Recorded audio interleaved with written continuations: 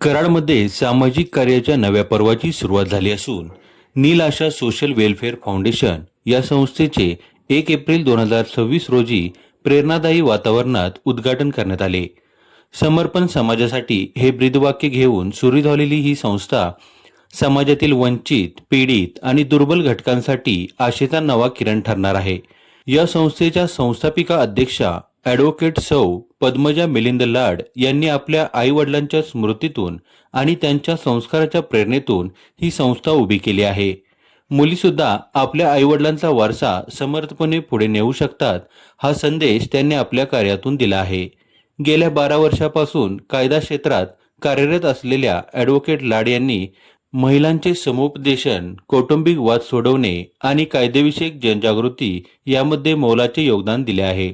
कराडमधील कृष्णा पुलावरील संरक्षण जाळीचा प्रश्न त्यांनी आंदोलनाच्या माध्यमातून मार्गी लावण्यात महत्त्वाची भूमिका बजावली होती. संस्थेच्या कार्यकारिणीतील विविध क्षेत्रातील अनुभवी सदस्यांचा समावेश करण्यात आला आहे. उपाध्यक्ष म्हणून सोशल मीडिया महामित्र पुरस्कार प्राप्त अमित पाटील, सचिव म्हणून ॲडव्होकेट मिलिंद लाड, तर खजिनदार म्हणून शेखर कोरे जबाबदारी सांभाळणार आहेत. तसेच डॉक्टर प्रिया खारगे, वैभव घाग आणि सोनाली हेजीप हे सदस्य संस्थेच्या उपक्रमांना बळ देणार आहेत. संस्थेचा प्रमुख उद्देश वयोवृद्धांसाठी सन्मानाने जीवन जगता येईल असा आदर्श वृद्धाश्रम उभारणे हा असून याशिवाय सामाजिक न्याय, जनजागृती आणि दुर्बल घटकांना आधार देण्यावर विशेष भर दिला जाणार आहे. महान नेते स्वर्गीय यशवंतराव चव्हाण यांच्या विचारसरणीने प्रेरित होत प्रीतिसंगम परिसरातील त्यांच्या समाधीस्थळाचे दर्शन घेऊन या संस्थेची घोषणा करण्यात आली. तसेच यशवंत हायस्कूलमध्ये आयोजित बालबाजार उपक्रमालाही संस्थेने सदिच्छा भेट दिली.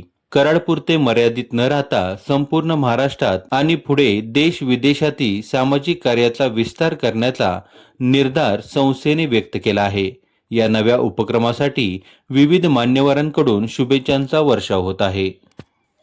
आज ऍक्च्युली ही जी संस्था आहे ही नोंदणीकृत 12 मार्च 2026 आताच आम्ही नोंदणीकृत केलेली आहे. आतापर्यंत बरीच आम्ही सामाजिक कामं करत आलेलो आहे. फक्त त्याला एक स्ट्रक्चर प्राप्त व्हावं कायदेशीर पद्धतीनं, त्यासाठी आम्ही ही संस्था रजिस्टर केलेली आहे आणि त्याची जी तारीख आहे ती 12 मार्च आहे. स्वर्गीय यशवंतराव चव्हाण साहेब यांच्या जन्मदिनादिवशीच योगायोगाने संस्थेचं रजिस्ट्रेशन झालेलं आहे. ही आतापर्यंत जी आम्ही काम करत आलो ते यापुढे देखील अशा पद्धतीने चांगल्या पद्धतीने करणार आहे आणि माझ्यासारख्या अनेक विचार समाजसेवा करण्याचे अनेक लोकांचे जे काही विचार आहेत त्या सगळ्यांसाठी हे एक व्यासपीठ नवीन उपलब्ध झालेलं आहे. आता या फाउंडेशनच्या माध्यमातून कोणती समाज उपयोगी कामं आपण करतो? संस्थेची दोन विभागामध्ये कामं होतील. एक शॉर्ट टर्म आमचे गोल असतील आणि एक लॉंग टर्म एक आमचा पर्स्पेक्टिव्ह आहे. शॉर्ट टर्म मध्ये आता जी काही समोर येत उदाहरण पर्यावरण विषयक काम असेल, तरुणांच्या विषयक काम असेल, त्यामध्ये रोजगार निर्मिती, व्यसनमुक्ती, आत्महत्येच्या प्रमाण जे आपण पाहता तर संरक्षण जाळी संदर्भात पण मी आंदोलनामध्ये सहभागी झालेलेच होते. त्याचबरोबर आमचं समुपदेशन वेगवेगळ्या कॉलेजवर जाऊन देणं चालू असतं.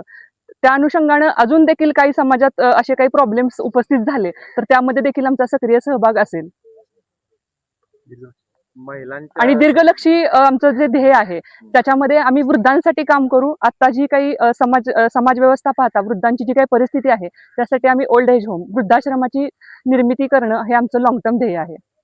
समाजात कोणतीही अडचण निर्माण झाली तर प्रत्येक अडचणीमध्ये आमची संस्था शक्य तेवढ्या ताकदीनं त्यासाठी काम करेल आणि त्यात कायदेशीर पण कुठली गोष्ट आली तर ती आम्ही कायद्याच्या माध्यमातून देखील सॉल्व्ह करायला संस्था कायम कार्यरत असेल. आता परवापासून जे अतिक्रमण नगरपालिकेने चालू केलेलं आहे त्यामध्ये जे गोरगरीब जे लोक आहेत त्यांच्या हातावरचं पोट आहे त्या अतिक्रमणामुळे त्यांच्या रोजगार बंद झालेले आहेत, त्यांची अन्न पाण्याची व्यवस्था बंद होईल अशी अवस्था झालेली आहे. तर त्या निमित्तानं तुम्ही त्यांना काही त्याच्यावर देखील विचार करणं गरजेचं आहे. फक्त नगरपालिकेचीच बाजू बघून चालणार नाही तर आपल्याला जे काही ज्यांचे हातावर पोट आहेत, ज्यांनी वर्षानुवर्ष त्या ठिकाणी व्यवसाय केलेला आहे त्यांची देखील बाजू समजून घेणं, त्याच्यावर पर्यायी उपाययोजना करणं हे देखील आपण पाहिलं पाहिजे. त्याच्यावर चर्चा करून उपाय आपण शोधले पाहिजेत आणि त्यांचं पुनर्वसन नगरपालिकेच्या माध्यमातून केलं गेलं पाहिजे.